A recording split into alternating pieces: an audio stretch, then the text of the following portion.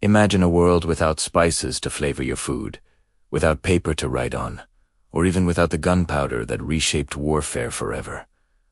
This isn't some far-fetched alternate reality. It's a glimpse into what life was like before the Silk Road connected continents and sparked an explosion of cultural and technological exchange. Today, we're embarking on an epic journey along this legendary network, far more influential than any highway system we have now. We'll uncover how this ancient superhighway shaped the modern world in ways you've never imagined. Let's start by clearing up a common misconception. The Silk Road wasn't a single, paved highway stretching from China to Rome.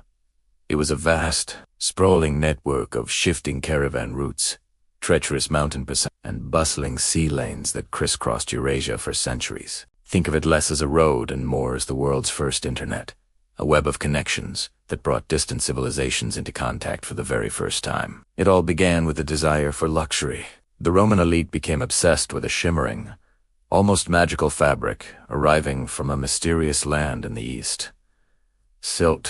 This demand created the initial spark. Caravans, often numbering in the hundreds of camels, would set out from ancient Chinese capitals like Chang'an, laden with rolls of precious silk. Their journey was perilous, facing brutal deserts like the Taklamakan place of no return and the towering Pamir Mountains, known as the roof of the world. In return, China received gold, silver, horses, and glassware from the West. But this was just the beginning. The Silk Road quickly became a conduit for so much more than just silk and spices. It became the primary channel for the most powerful force in human history. Ideas. Imagine standing in a bustling oasis city like Samarkand or Buddha. Here, merchants from China, India, Persia, and the Roman Empire didn't just trade goods. They traded stories, beliefs, and philosophies.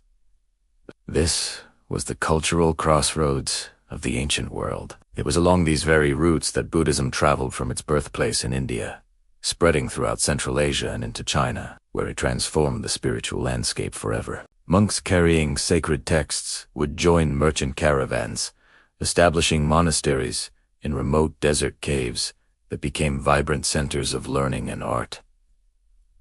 Later, Islam would sweep across these same pathways, carried by Arab traders and scholars. New mosques rose alongside ancient Buddhist temples and Zoroastrian fire altars, creating a rich tapestry of blended societies. Even Christianity, in its Nestorian form, found a foothold deep in Asia, with churches established as far east as the Chinese coast. This diffusion of faith didn't just change what people believed. It fundamentally altered their art, their laws, and their way of life. And you can see this fusion everywhere you look. The art of the Gandhara kingdom, in modern-day Pakistan and Afghanistan, perfectly illustrates this. It features Buddhist subjects sculpted in a Greco-Roman style, with figures that look like they could have come straight from a temple in Athens. Similarly, musical instruments like the lute and decorative motifs like the vine scroll traveled from west to east, while Chinese artistic styles influenced Persian miniature painting. Languages and writing systems also hitched a ride, with scripts like Sogdian becoming the lingua franca of the trade routes, enabling communication between peoples who would otherwise have been strangers. But perhaps the most world-altering exchanges were in technology. Think about the simple act of writing on a piece of paper. The technique of papermaking was a closely guarded secret in China for centuries.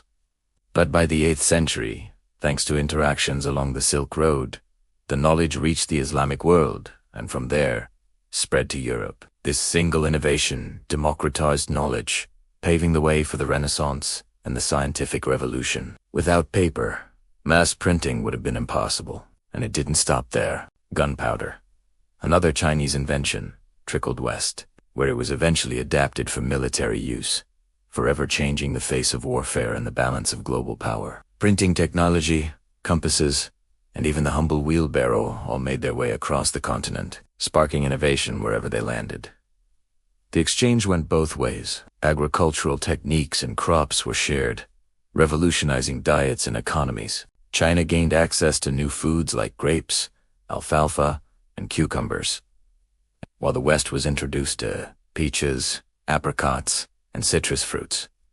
Even medical knowledge traversed these routes, Ancient Indian surgical techniques, Persian herbal remedies, and Chinese acupuncture practices were studied and adapted across civilizations, creating a shared pool of medical wisdom that was centuries ahead of its time. Of course, with such immense wealth flowing along these routes, the Silk Road also became a powerful economic engine. Empires rose and fell based on their ability to control strategic choke points. The Parthian and later Sassanid empires in Persia grew fabulously wealthy by acting as the middlemen, taxing the caravans that passed through their territory. Oasis cities blossomed into magnificent metropolises, their wealth built on the constant flow of trade. But this unprecedented connectivity had a dark side. Just as goods and ideas moved along the trade routes, so did invisible, deadly passengers.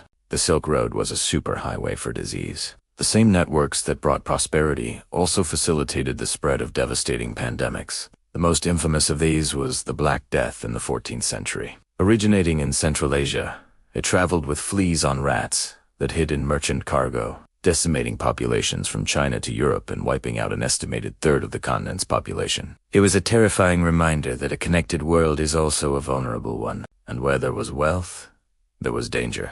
The long, isolated stretches of the route were plagued by bandits and raiders. Protecting the caravans was a constant struggle. Empires built forts and stationed garrisons along the way, and merchants often hired armed guards or traveled in massive convoys for safety. This constant dance between commerce and conflict, profit and peril, defined life on the Silk Road.